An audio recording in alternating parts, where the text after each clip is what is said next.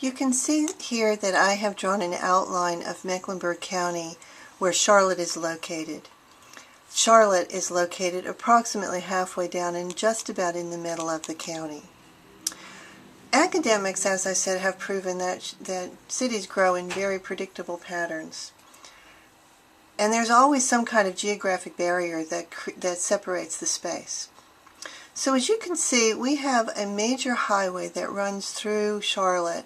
It goes to the north to Richmond, about 6 hours to the north, and it goes to the southeast to Atlanta, about 4 hours to the south. Charlotte is the largest city between Washington and Atlanta. There's also a major highway, Interstate 77, that runs down through South Carolina into Georgia and on to Florida, and it goes to the north through Virginia, West Virginia, and on up to Ohio and the Great Lakes region. These roads, as you can see, divide the space into quadrants. There's two other main roads that have a huge impact on dividing space in Charlotte, and one of those is an interstate road, a state road, not an interstate road, Highway 74, which goes to the ocean about 4 hours to the east, and it goes to the west about 2 to 3 hours. It goes to the Blue Ridge Parkway to the west. The other highway that's important is Highway 16, which starts at the little town of Waxhaw and goes up through South Mecklenburg County, across the city, across the lake region, and on up to the Blue Ridge Parkway again, about 3 to 4 hours to the northwest. Now, back in the olden days, there used to be a saying called the other side of the tracks. And there is a railroad track in Charlotte. That's what this little dotted line is. It actually runs up through this region and goes on up to actually the northeast. It's the Amtrak line. It also carries a lot of freight and people. And there's a train station right north of the city. So when the city began to develop and people started moving out to the suburbs, they moved out to this part to the south. They started building their houses down in this general region. So we have a lovely neighborhood of Dilworth and Myers Park and Eastover, Elizabeth, Plaza Midwood. All of these neighborhoods are older, are historic. They have a lot of arts and crafts style cottages, some very beautiful mansions, some smaller but very pretty cottage style homes. A lot of renovation has gone on in the last few years in this general area where people are either tearing down homes that don't have a lot of architectural value or doing total renovations and adding second stories because they want to be in this general vicinity. It's close to town and it's very beautiful, heavy tree canopy. But back in the 1920s, the governor of the state of North Carolina owned an estate here at what is now called South Park, which was fairly close to Charlotte, but far enough out to be considered the country at that time.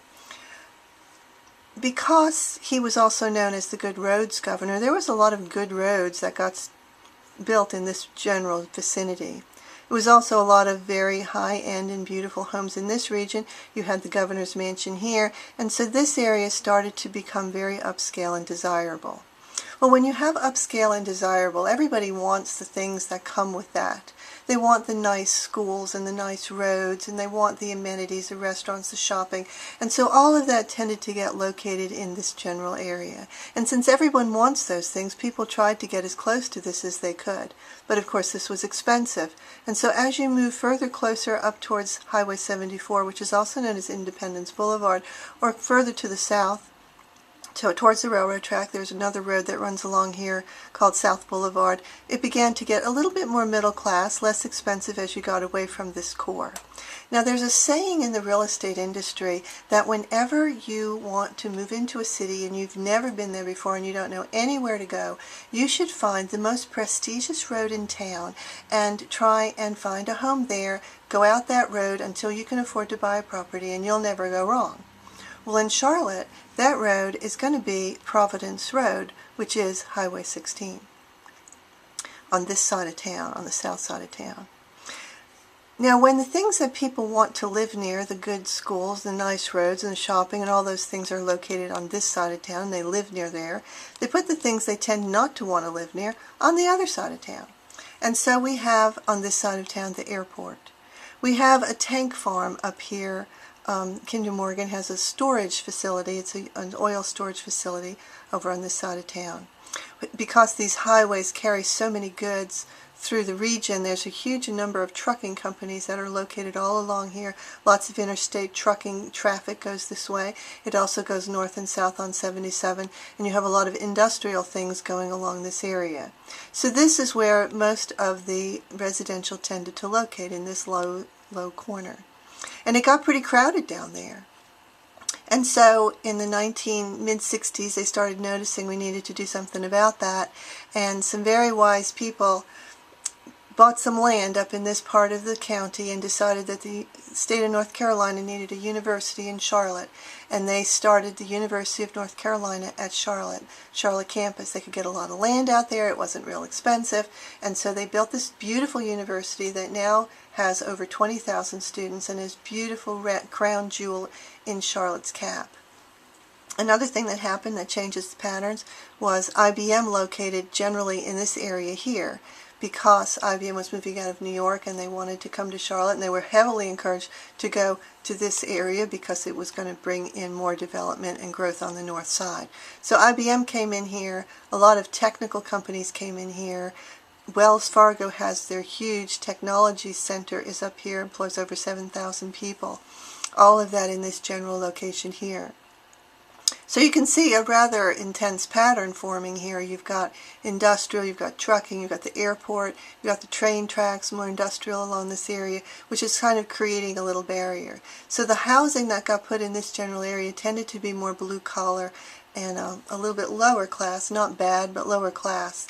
And so growth, development, and new construction tended to jump over this and went up to a little town called Huntersville. Huntersville was a little mill village back in the day. It didn't really exist there because of Charlotte. It was only there, had a little textile mill, and it was convenient, but didn't really depend on Charlotte for its existence. There was about 3,000 people who lived in Huntersville in 1980, and it went from 3,000 to over 30,000 in a 10-year period of time. There's a little town above that called Cornelius, and a lovely little town above that called Davidson, and this is where the Davidson University is located. It's called the Princeton of the South. It's a beautiful, walkable, very charming campus environment. Cornelius is a smaller, again, was a mill town, but has been going through a lot of urban restoration and has a nice new traditional feel to it. And then Huntersville is where most of the shopping has been. It's also close to Lake Norman and Mountain Island Lake, where Charlotte gets its drinking water. There's a river that runs down the western side of Mecklenburg County, creating Lake Wylie, Mountain Island Lake, and Lake Norman. And in my next video, I'm going to talk a little bit more about how the city grew out to the edges.